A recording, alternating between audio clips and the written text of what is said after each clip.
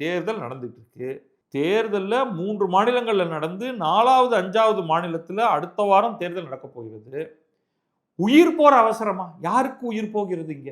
நீங்க நீட்டா ஆப்-எட் எல்லாத்தையும் எழுதி, உங்களுக்கு யார் அறிவுரை சொல்கிறார்கள்ன்னே தெரியல.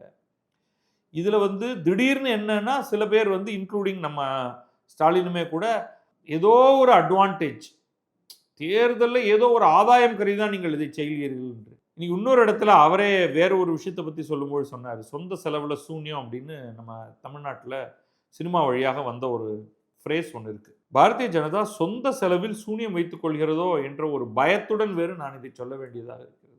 இப்பொழுது என்ன அவசரம்? கருத்து ஒருமித்த ஒரு நிலைக்கு எடுத்துச் சென்ற பிறகு செய்யலாமே. நாளைக்கே செய்துவிட வேண்டுமா? பெண்கள் எல்லாம் உங்களிடம் காலில் விழுந்து கதறி எங்களுக்கு உடனடியாக கொடு என்று கேட்டார்களா? சரி குடுன்னா குடுத்துட்டு போங்க. இருக்கிறதுக்குள்ள கொடுங்க. இல்ல 1971 சென்சஸை இன்றைக்கு மாற்றியே ஆகணும் என்று யாராவது உங்களிடம் கேட்டார்களா? யாருமே கேட்காத சொந்த செலவு சூனியத்தை ஏன் நீங்கள் செய்கிறீர்கள்? இப்பொழுது இது தேவையா?